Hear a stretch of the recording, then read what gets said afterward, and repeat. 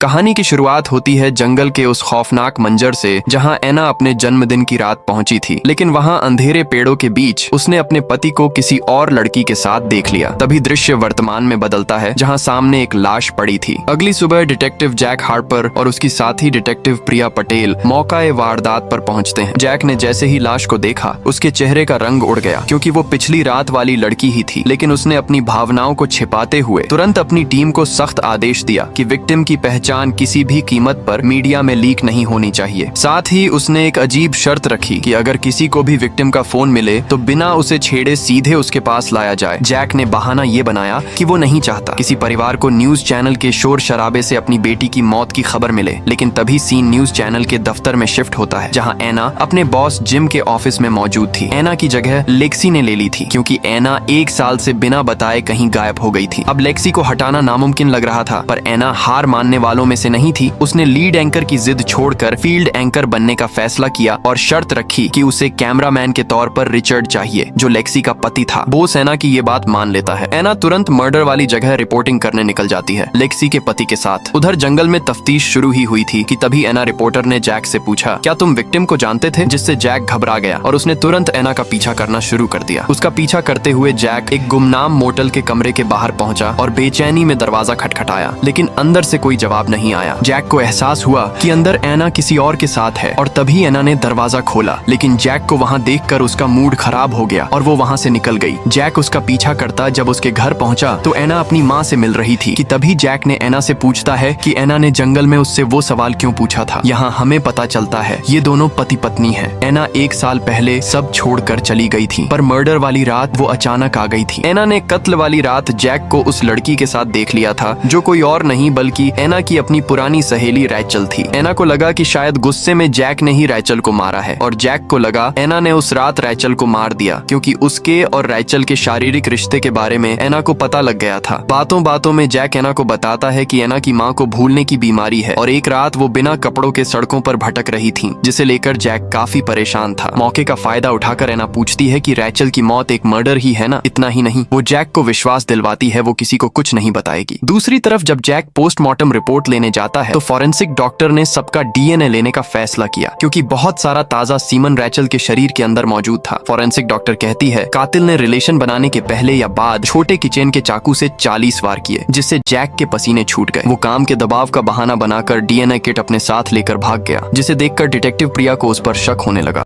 सबसे चौंकाने वाली बात ये थी कि कातिल ने रैचल के मुंह में एक फ्रेंडशिप बैंड ठूंस दिया था, जो इशारा कर रहा था कि ये कत्ल नहीं बल्कि एक पुराने धोखे का बदला है। वहीं दूसरी तरफ जब एना अपना पुराना सामान देख रही होती है तो बॉक्स में से हूबहू वही फ्रेंडशिप बैंड एना हाथ में उठाकर उसे खास अंदाज से देखने लगती है। वहीं जैक और डिटेक्टिव प्रिया रैचल के पति के घर पूछताछ के लिए जाते हैं, पर उन्हें घर बंद मिलता है। शाम होते ही जैक अपनी बहन के घर आ जाता है, क्योंकि जब से जैक की वाइफ उसे छोड़ गई थी तब से जैक अपनी बहन के पास ही रहता है। जैक की बहन टीवी देख रही होती है। एना को टीवी पर देखकर वो हैरानी पूछती है कि एना वापस कब आई और थोड़ी दुबली भी लग रही है। तभी अचानक एना बोलती है कि हमें गुप्त सूत्रों से पता चला है मरने वाली औरत का नाम रैचल और उसका मर्डर हुआ है। ये बात सुनकर जैक भड़क जाता है और कहता है ये नागिन मुझे डसने का मौका कभी नहीं छोड़ती। गुस्से में टेबल पर हाथ मारकर जैक वहां से निकल जाता है।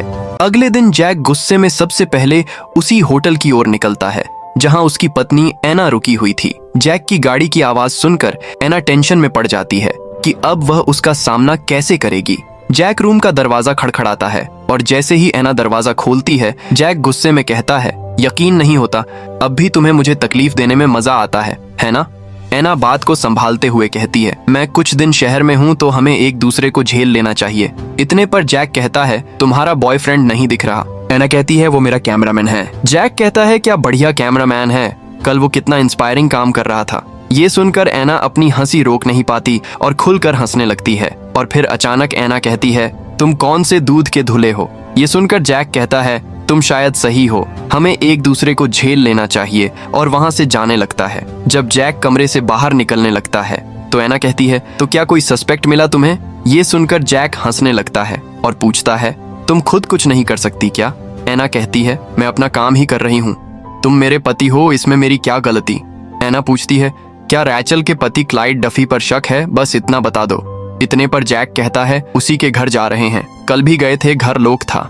फिर जैक और डिटेक्टिव प्रिया रैचल के पति क्लाइड डफी से मिलने पहुंचे, जो अपनी पत्नी के गम में पूरी तरह टूटा हुआ लग रहा था। और वो बताता है वो अपनी पत्नी के मोबाइल पर बार बार कॉल कर रहा है ताकि वॉइस मेल में उसकी आवाज सुन सके। तभी जैक कहता है कि तुम उसके मोबाइल की बैटरी खत्म तो नहीं करना चाहते ताकि कोई सबूत न मिल सके। और फिर जैक ने बातों ही बातों में डफी से पूछा कि क्या रैचल अपने दिल की बात किसी खास दोस्त से करती थी, क्या उसने किसी को बताया होगा कि आज कल वो किसके साथ रिलेशन में थी, जिस पर डफी ने उसकी पुरानी सहेली हेलन वैंग का नाम लिया। तभी डिटेक्टिव प्रिया बाहर लगे सीसीटीवी कैमरों की जांच करने निकली कि कहीं उनके साथ छेड़छाड़ तो नहीं हुई। अभी दोनों डिटेक्टिव घर से बाहर निकले ही थे कि तभी मौका मिलते ही डफी फिर से फोन निकाला और रैचल के नंबर पर कॉल करने लगा ताकि उसकी वॉइसमेल सुन सके। लेकिन जैक, जो कार में बैठा प्रिय का वेट कर रहा था, उसको अपनी ही कार की सीट के नीचे मोबाइल की रिंग सुनाई दी। जब उसने अपनी ही कार की सीट में हाथ डालकर मोबाइल निकला तो वो रेचल का निकला, जिस पर अंदर खड़े डफी की अभी भी कॉल आ रही थी। फोन लॉक था, इसलिए जैक ने बिना किसी को बताए उसे चुपके से अपनी जेब में रख लिया और प्रिय को लेकर वहां से निकल गया। उधर दूसरी तरफ एना हेलन वैंग को मिलने उसके ऑफिस पहुंच जाती है, पर एना को कोई खास जानकारी नहीं मिल पाती और वो निराश होकर वहां से निकल जाती है। जैक भी पुलिस स्टेशन पहुंचकर प्रिया को कहता है, कॉल रिकॉर्ड्स देखो, अगर हमारे मना करने पर भी डफी ने अपनी पत्नी को कॉल किया हो। दरअसल जैक चाहता है कि प्रिया का शक डफी पर जाए ताकि वो खुद बचा रहे। जैक हर कोशिश कर रहा है कि किसी को पता न लगे कि उस रात वो रेचल के साथ था जिसका मर्डर हुआ था। जैक जब ऑफिस में बैठा रेचल का फोन लॉक खोलने की कोशिश कर रहा था तो अचानक प्रिया दरवाजे पर आकर कहती है, फॉरेंसिक डॉक्टर पूछ रही है आप डीएनए सैंपल क्यों नहीं भेज रहे हो। तभी जैक प्रिया से कहता है, मैं आज खुद छोड़ आऊंगा, तुम टेंशन ना लो। जैक ने खुद को बचाने के लिए एक खौफनाक रास्ता चुना और चोरी छिपे अपनी भांजी बेबो का डीएनए सैंपल लिया। लैब असिस्टेंट को सैंपल देने के बाद जैक बोलता है, मैं अपनी वेटिंग रिंग पिछली बार यहाँ कहीं गिरा गया था, तुम ढूंढने में मेरी मदद करो। जब लैब असिस्टेंट रिंग ढूंढ रहा होता है, जैक चुपके से रेचल की बॉडी को निकालकर उसकी आंखें खोलकर मोबाइल का लॉक खोलने में कामयाब हो जाता है और वहीं लैब में कहीं साइड में खड़ा होकर चैट रीड करने लगता है। और उसे पता लगता है हेलन वैंग जानती है कि उसका और रेचल का रिलेशन चल रहा था। वही हेलन वैंग जिससे जैक की पत्नी एना ऑफिस में मिलने गई थी। लगता है अब अगला मर्डर हेलन वैंग का होगा। उधर जैक की बहन जोई पिछले कुछ दिनों से जैक के बर्ताव में बदलाव देख रही थी और जैक ने उसकी बेटी का सैंपल लिया। उसे इस बात का न जाने कैसे पता लग जाता है। उसका शक यकीन में बदलने लगता है और वो जैक पर भड़क गई। जोई जैक को डांटते हुए कहती है कि जिस रात रैचल का कत्ल हुआ तुम बहुत देर से घर लौटे थे और तुम्हारे शरीर से वही इत्र की खुशबू आ रही थी जो रैचल लगाया करती थी। जोई ने कड़ियां जोड़ लीं कि उस रात जैक रैचल के साथ था और शायद उसी ने उसे हमेशा के लिए खामोश कर दिया है। जैक अपनी बहन से कहता है, मैं एक डिटेक्टिव हूं और तुम्हारा भाई भी, मैं भला उसका मर्डर क्यों करूंगा। बेशक मेरा उसके साथ रिलेशन था, तुम्हें मुझ पर विश्वास करना चाहिए। इसके बाद जैक रात के समय ही हेलन वैंग के घर की तरफ अपनी कार से निकल जाता है। दूसरी तरफ प्रिया लगातार मेहनत कर रही होती है। प्रिया कॉर्नर के ऑफिस जाती है, अपना डीएनए देती है और कुछ और सैंपल्स की जांच के लिए कहती है। तभी वो लैब असिस्टेंट प्रिया को बताता है कि जैक वहां आया था और वह एक शादी की अंगूठी ढूंढ रहा था। प्रिया को यह अजीब लगता है क्योंकि उसने कभी जैक को वह अंगूठी पहने नहीं देखा। इधर जैक हेलन वैंग के घर के बाहर मंडराने लगता है, इधर उधर से घर के अंदर जाने का रास्ता ढूंढता है। तभी हेलन वैंग की काम वाली घर से बाहर निकलती है। जैक कहता है, डरने की जरूरत नहीं। ये सुनकर काम वाली कहती है, डरने की बात ही है, शहर में औरत का मर्डर हुआ है और आप रात में बिना बताए आ गए। जैक पूछता है, हेलन कहाँ है। काम वाली बताती है, फ्राइडे को मैडम प्रिंसिपल स्कूल से हमेशा लेट आती है सारा काम खत्म करके। इतना सुनते ही जैक स्कूल की तरफ निकल जाता है, मानो जैसे मैडम प्रिंसिपल हेलन वैंग की मौत अब करीब है। अगले ही पल जैक स्कूल के बाहर पहुंच जाता है और अंदर प्रिंसिपल हेलन वैंग कुछ घबरा हुई है, जैसे उसका मन कह रहा हो कि कुछ बुरा होने वाला है। जैक पिछले दरवाजे से अंदर घुसता है और अपना काम खत्म करके वहां से सीधा एक ग्रोसरी स्टोर जाता है और वहां से सबूत मिटाने का सामान लेता है और अपने जूतों को कवर करने के लिए 2 प्लास्टिक के बैग लेता है, क्योंकि जब जैक हेलन वैंग के घर के बाहर पहुंचा था तो उस वक्त प्रिया ने कॉल करके बताया था कि खूनी 10 नंबर जूते पहनता है, हमें क्राइम सीन से सबूत मिल गया है। सामान खरीदने के बाद जैक सीधा फिर से क्राइम सीन पर पहुंच जाता है। जंगल में वह एक रास्ते का पीछा करता है जो उसे एक कब्र तक ले जाता है। वह कब्र उसकी बेटी की होती है, लेकिन पीछे से एक आदमी जैक पर शॉटगन तान लेता है और पूछता है, आधी रात यहाँ क्या कर रहे हो। पर जब जैक अपने बारे में बताता है, उस दोनों में पुरानी जान पहचान निकलती है। वो आदमी जैक के हाई स्कूल का कोच होता है जो उस जगह की देखरेख कर रहा होता है। वे सितंबर 2 की सिक्योरिटी फुटेज देखते हैं। फुटेज में उसकी बेटी की कब्र पर एक साया दिखाई देता है। जैक सोचता है कि वहां उसकी बेटी की कब्र पर कौन गया होगा। पीछे 2 गाड़ियां भी दिखती हैं, एक जैक की ट्रक और दूसरी रैचल की कार। दूसरी तरफ प्रिया रैचल के पति डफी का पीछा करती है। वह देखती है कि डफी घर से निकलता है, हाथ में एक कचरे का बैग होता है। वह उस बैग को अपनी फैंटम कार में रखता है और एक रिहायशी इलाके में जाकर उसे कूड़ेदान में फेंक देता है। प्रिया को वहीं रुककर बैग देखना पड़ता है, जिससे वह डफी का पीछा नहीं कर पाती। उस बैग में उसे वही चीजें मिलती हैं जो जैक ने वीडियो में देखी थी। एना होटल के जिस कमरे में रुकी होती है, वहां फिर से रिचर्ड आ जाता है। वह शराब लाता है और कहता है कि अगर बात करनी है तो बात करें, क्योंकि उसकी पत्नी वापस आ गई है।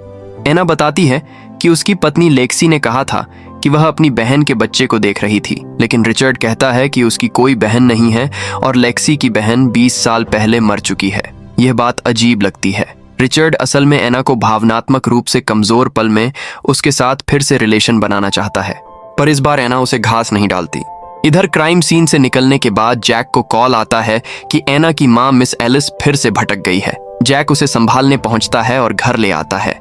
मिस एलिस को डिमेंशिया होता है। वो भी अक्सर मर्डर वाली रात को घर से निकल जाती है और फिर घर का रास्ता भूलकर इधर उधर भटकती रहती है। वह बातें भी भूल जाती है, लेकिन उसके शब्दों से लगता है कि वह एना और जैक को फिर से साथ देखना चाहती है। वो जैक को समझाती है, तुम्हें एना से बात करनी चाहिए। मिस एलिस के कहने से जैक एना को कॉल करता है, फिर मैसेज भेजता है, हमें बात करनी है प्लीज। एना मैसेज देख लेती है लेकिन जवाब नहीं देती। जैक अपनी बहन के घर को सोने के लिए निकल जाता है। पहुंचकर वो अपनी सो रही भांजी को प्यार करता है और कुर्सी पर ही मोबाइल हाथ में लिए सो जाता है और मोबाइल नीचे गिर जाता है। अगली सुबह प्रिया कॉल करती है और बताती है कि एक और लाश मिली है। जैक बिना कुछ किए सीधे क्राइम सीन की ओर दौड़ता है। वहां दूसरी लाश होती है और वह हेलन वोंग की होती है। और जब जैक वहां पहुंचता है तो वहां उसकी पत्नी एना भी मौजूद होती है। एना एक शैतानी मुस्कुराहट से जैक को देखती है और जैक को पता लगता है कि सबसे पहले लाश एना ने ही देखी है। प्रिया जैक को बताती है कि उसकी पत्नी एना पहले ही अपना फोन सबूत के तौर पर दे चुकी है। जैक गुस्से में प्रिया के हाथ से फोन झपटता है और सीधे एना के पास जाकर बैठ जाता है। एना उसे अपनी सफाई देते हुए बताती है कि लाश मिलने के बाद उसने सबसे पहले अपने कैमरामैन और बॉस जिम को कॉल किया था और उसके आधे घंटे बाद पुलिस को। जैक उसकी बात पर शक करता है और कहता है, पहला मर्डर भी सबसे पहले तुमने देखा था पर किसी को बताया नहीं। तभी एना का फोन बजता है और अटलांटा से उसका बॉस जिम उसे साफ निर्देश देता है कि इस मामले को और हवा दी जाए ताकि चैनल की टीआरपी बढ़े। एना फोन रखती है और उसकी आंखों में एक अजीब सा संकल्प दिखाई देता है। वहीं दूसरी तरफ जैक खिड़की से बाहर देखता है, जहां एना का कैमरामैन रिचर्ड एना के साथ दिखाई देता है। डिटेक्टिव प्रिया बताती है, इसने एक औरत का जबड़ा तोड़ा है और भी छोटे मोटे चार्जेस हैं। जैक तेजी से बाहर निकलता है, तब तक एना निकल चुकी होती है। जैक सीधा रिचर्ड से भिड़ जाता है क्योंकि उसका पुराना रिकॉर्ड मारपीट का रहा है। जैक उसे धमकाता है, लेकिन रिचर्ड एक हंसी के साथ जैक को याद दिलाता है कि उसकी अपनी पत्नी ही उससे बात नहीं करना चाहती। जैक का गुस्सा 7वें आसमान पर है, लेकिन वह वर्दी में है इसलिए रुक जाता है। उधर एना सीधे मेयर के ऑफिस पहुंचती है और शहर में मचे डर का वास्ता देकर एक टाउन हॉल मीटिंग बुलाने के लिए मना लेती है, जबकि उसका असली मकसद खबर को बड़ा बनाना है। तभी जैक और प्रिया लाश की पोस्टमार्टम रिपोर्ट लेने मौका-ए वारदात पहुंचते हैं, जहां नजारा और भी खौफनाक है। लाश की आंखें धागे से सिली हुई हैं और माथे पर झूठा लिखा हुआ है। साथ ही वही दोस्ती वाला ब्रेसलेट है जो पिछली लाश के पास भी मिला था। फॉरेंसिक से पता चलता है कि मौत 12 घंटे पहले हो चुकी थी। इसके बाद जैक घर जाकर अपनी बहन जोई का कमरा खंगालने लगता है। कपड़ों के बीच उसे वही रंग बिरंगा ब्रेसलेट मिलता है। जैक अपनी बहन से पूछता है। जोई गुस्से में चिल्लाती है, अरे यार, ये तुम्हारी पत्नी एना ने सबके लिए बनाया था। अब ये साफ है कि जोई, एना, रशेल और हेलन सब एक ही ग्रुप का हिस्सा थीं। उसी दौरान एना अपनी माँ के घर पहुंचती है और पुराने कमरे में जाते ही उसे फ्लैशबैक आता है। उसे याद आता है कि रशेल ने उसे एक पुशअप ब्रा गिफ्ट की थी और कैथरीन वहां मौजूद थी, जिससे वे किसी पुरानी गलती की माफी मांग रही थीं। यादों से बाहर आकर एना अपनी माँ से कहती है कि यह सब खत्म होते ही वह वापस अटलांटा चली जाएगी। वहीं पुलिस स्टेशन में प्रिया को पता चलता है कि रशेल के फोन रिकॉर्ड्स की रिक्वेस्ट किसी और ने नहीं बल्कि खुद जैक ने कैंसिल करवाई थी। प्रिया का शक अब जैक पर गहराने लगता है। शाम को टाउन हॉल मीटिंग शुरू होती है, जहां एना अपनी सुरक्षा के लिए बंदूक साथ लेकर पहुंची है। हॉल में हंगामा मच जाता है और लोग पुलिस पर सवाल उठाने लगते हैं। जैक भीड़ को समझाने की कोशिश करता है, लेकिन लोग उसकी बहन जोई पर उंगली उठाने लगते हैं क्योंकि वह मरने वाली लड़कियों के साथ स्कूल में थी। एना बात को संभालते हुए कहती है, वो लाश मुझे मिली थी। मैंने आज तक ऐसा कत्ल नहीं देखा, तो आप सभी अपना ध्यान रखिए क्योंकि कातिल अभी आजाद है। हो सकता है वो हमारे बीच ही बैठा हो। यह पूरा तमाशा टीवी पर देखकर जिम खुश हो रहा है। तभी लेक्सी वहां से अपना कैमरा लेकर ग्राउंड जीरो के लिए निकल पड़ती है। मीटिंग के बाद जोई एना को रोकती है और उस 16वें जन्मदिन की पार्टी का जिक्र करती है जहां कुछ बहुत बुरा हुआ था। वो दोनों एक दूसरे पर कत्ल का इल्जाम लगाती है क्योंकि उस पुराने समय में सभी की एक दूसरे के साथ अनबन हो गई थी, तो कातिल तो इनमें से ही कोई है। जोई कहती है, तुम्हें डर लग रहा है कि अगला नंबर किसका हो सकता है? एना भी कहती है, मुझे लगता है तुम भी डरी हुई हो। तुम्हें कहीं चले जाना चाहिए, यहाँ कोई सेफ नहीं है। उधर लेक्सी शहर पहुंचते ही डफी का इंटरव्यू लेती है, जो कैमरे के सामने नकली आंसू बहा रहा है और कातिल को पकड़ने के लिए $50,000 का इनाम घोषित करता है। इंटरव्यू खत्म होते ही रिचर्ड कहता है, तुम एना के पीछे क्यों पड़ी हो जबकि तुम उससे बड़ी पोजीशन पर हो? अब तुम फील्ड में आकर उसका काम भी कर रही हो। रिचर्ड के साथ फ्लर्ट करती है और कहती है वो मेरी जगह लेना चाहती है, वो मैं होने नहीं दूंगी। उधर प्रिया को लैब से खबर मिलती है कि जैक ने जो डीएनए दिया था वह क्रॉस कंटेमिनेटेड है, यानी उसने सैंपल बदल दिया था। प्रिया तुरंत पुरानी ईयरबुक निकालती है और देखती है कि 2007 के बैच में एना, हेलन, रशेल और जोई सब एक साथ बैठे हैं और सबके हाथों में वही ब्रेसलेट है। प्रिया को समझ आ जाता है कि जैक बहुत कुछ छुपा रहा है। रात के सन्नाटे में जैक और एना अपनी गुप्त जगह पर मिलते हैं। दोनों के बीच पुरानी कड़वाहट है और वे अपनी मरी हुई बच्ची शेरलोट को लेकर झगड़ते हैं, लेकिन धीरे धीरे उनका गुस्सा पिघल जाता है। एना पूछती है, तुम उस रात उसके साथ क्यों थे? तभी जैक कहता है, जैसे तुम अपने गोरिल्ला जैसे कैमरामैन के साथ थी। इस पर एना कहती है, लेकिन अगले दिन उसकी लाश नहीं मिली। वे दोनों कार की पिछली सीट पर एक दूसरे के करीब आते हैं। जैक पूरी तरह भावनाओं में बह रहा है, लेकिन कैमरा जब एना के चेहरे पर झूम करता है तो वह बिल्कुल भाव शून्य होकर खिड़की से बाहर अंधेरे में घूर रही है। उसकी आंखों में कोई प्यार या सुकून नहीं है, सिर्फ एक खालीपन है, जैसे वह किसी गहरी साजिश का हिस्सा हो। अगले दिन स्टेशन में डिटेक्टिव प्रिया सबके सामने एक नया सच रखती है। वह खुलासा करती है कि मरने वाली लड़कियों के मुंह में वही दोस्ती वाले ब्रेसलेट मिले थे जो एक पुरानी ईयरबुक की तस्वीर में एना, रशेल, हेलन और जोई ने पहने हुए हैं। प्रिया का मानना है कि कातिल इन्हीं में से किसी को जानता है या इनके अतीत से जुड़ा है। प्रिया कहती है जैक की बहन जोय या जैक की पत्नी एना, क्योंकि वही 1 साल बाद मर्डर वाली रात वापस आई थी और अपने बॉस की सिफारिश से यहाँ सीधे रिपोर्टिंग करने आ गई। और दूसरे कत्ल के वक्त भी उसी ने लाश सबसे पहले देखी और वो उस स्कूल की पुरानी स्टूडेंट भी थी, उसको अंदर जाने का रास्ता भी पता था। जैक भड़क जाता है, वहां से निकल जाता है और अपने रूम में बैठा सोचता है अगर एना या जोय से पूछताछ हुई तो वो खुद भी फंस सकता है। फिर जैक तुरंत डफी के घर पहुंचता है और उसे रशेल के फोन से मिले वीडियो और टेक्स्ट सबूत दिखाता है, लेकिन डफी पर इसका कोई असर नहीं होता। वह बेहद अहंकार के साथ कहता है कि लोग फिर भी उसका पिज्जा खरीदेंगे और उसे कानून का कोई डर नहीं है। वह जैक की चेतावनी को नजरअंदाज करते हुए अपनी महंगी कार में बैठकर वहां से निकल जाता है। वहीं दूसरी तरफ प्रिया मिस एलिस के घर पूछताछ करने पहुंचती है, लेकिन इससे पहले कि एलिस कुछ बता पाती, एना वहां आ जाती है और उसे रोक देती है। एना का बर्ताव काफी संदिग्ध लग रहा है, जैसे वह कुछ छुपा रही हो। उधर जोय जैक को मिलने स्टेशन पहुंच जाती है। वो डरी हुई है और जैक को उस जन्मदिन पार्टी वाले दिन की घटना बताना चाहती है, जिसकी वजह से ये सारे कत्ल हो रहे हैं, पर जैक उसकी बातें हल्के में ले लेता है। इसी बीच जैक को एक अहम सुराग मिलता है। एक गवाह बताता है कि 1 साल पहले अटलांटा के लक्स होटल में रशेल को किसी ने थप्पड़ मारा था। तभी जैक के पास होटल के निवासियों की लिस्ट आती है और एक नाम उसे चौंका देता है। रिचर्ड और लेक्सी उसी होटल के कमरा नंबर 520 में रहते थे।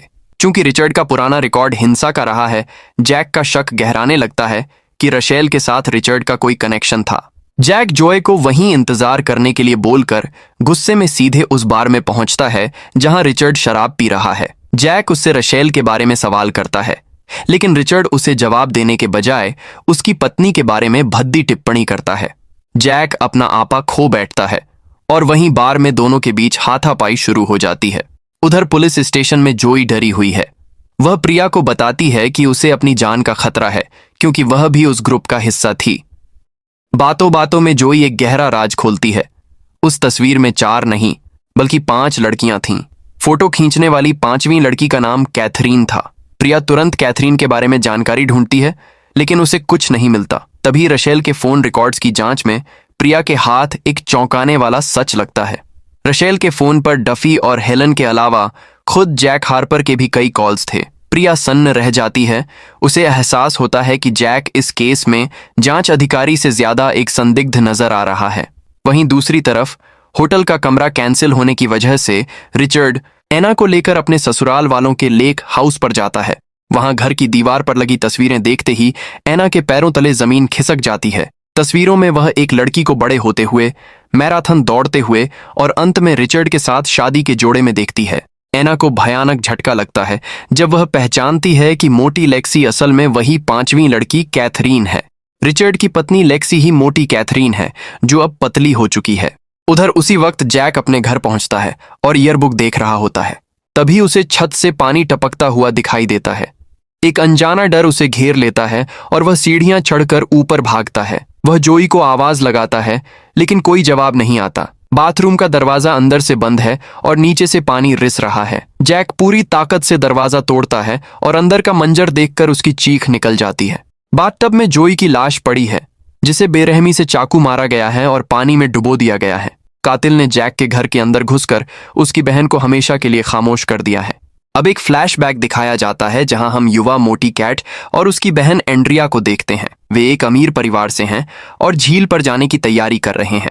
कैट को खाने पीने का शौक है और वह अपनी बहन की सेहत संबंधी नसीहतों को अनसुना कर देती है। झील पर जाने के लिए जब वे बिना मोटर वाली नाव में बैठती हैं तो एंड्रिया को अस्थमा का दौरा पड़ता है। वह इन्हेलर ढूंढती है लेकिन कैट ने रास्ते में सारी दवाई पहले ही खत्म कर दी थी। एंड्रिया की वहीं मौत हो जाती है और यहीं से मोती कैट के अंदर एक गहरा बदलाव आता है। वर्तमान में एना को पता चल चुका है कि लेक्सी ही असल में कैट है। वह घबराई हुई है और जैक को फोन करती है जो अभी अभी अपनी बहन जोई की खून से सनी लाश देखकर टूटा हुआ है। जैक तुरंत लेक हाउस के लिए निकलता है लेकिन प्रिया उसे रोकने की कोशिश करती है। जैक अपनी बेगुनाही साबित करने के बजाय प्रिया को मुक्का मारकर बेहोश कर देता है और वहां से भाग निकलता है। उसे अपनी बहन के कातिल को पकड़ना है। लेक हाउस में एना और रिचर्ड के बीच तनाव है। एना को एहसास होता है कि उसकी जान खतरे में है। वह अपने बैग से एक छोटा रिवॉल्वर निकालती है और रिचर्ड पर गोलियां चलाती है लेकिन निशाना चूक जाता है। गोलियां खत्म होते ही वह खुद को एक कमरे में बंद कर लेती है। तभी लेक्सी वहां पहुंचती है। वह एना पर हमला करती है और दोनों के बीच जबरदस्त लड़ाई शुरू हो जाती है। लेक्सी एना पर पुल बॉल्स फेंकती है और उस पर पुरानी बातों का इल्जाम लगाती है। पेशाब पीने की घटना, जन्मदिन की पार्टी और वह सब कुछ जिसने उसकी जिंदगी बर्बाद की। उधर होश में आने के बाद प्रिया भी शेरिफ को लेकर लेक हाउस की तरफ दौड़ती है क्योंकि अब उसे भी सच का अंदाजा हो चुका है कि लेक्सी ही कैट है। उधर एना और लेक्सी की लड़ाई खूनी मोड़ ले लेती है। एना लेक्सी को टेबल पर पटक देती है लेकिन लेक्सी हार मानने को तैयार नहीं। वह एना की गिरी हुई बंदूक उठाने के लिए लपकती है। ठीक उसी वक्त जैक वहां पहुंचता है और एना को बचाने के लिए बीच में कूदता है यह सोचकर कि वह गोली खा लेगा, लेकिन बंदूक खाली है। सिर्फ क्लिक की आवाज आती है। तभी खिड़की से एक गोली आती है और सीधे लेक्सी के सिर में लगती है। प्रिया ने सही समय पर पहुंचकर लेक्सी को ढेर कर दिया है। लेक्सी की मौत के बाद पुलिस घर की तलाशी लेती है। उन्हें कैट के कमरे में रशेल के नाखून और एक खून से सना चाकू मिलता है। पुलिस को यकीन हो जाता है कि सारी हत्याएं लेक्सी ने ही की थीं। रिचर्ड को गिरफ्तार कर लिया जाता है। 1 साल बाद सब कुछ बदल चुका है। एना और जैक अटलांटा में एक खुशहाल जिंदगी जी रहे हैं। उनके साथ जैक की भांजी है और उनका अपना बच्चा भी आने वाला है। वे एना की माँ एलिस से मिलने उनके पुराने घर जाते हैं। एना अपने पुराने कमरे में जाती है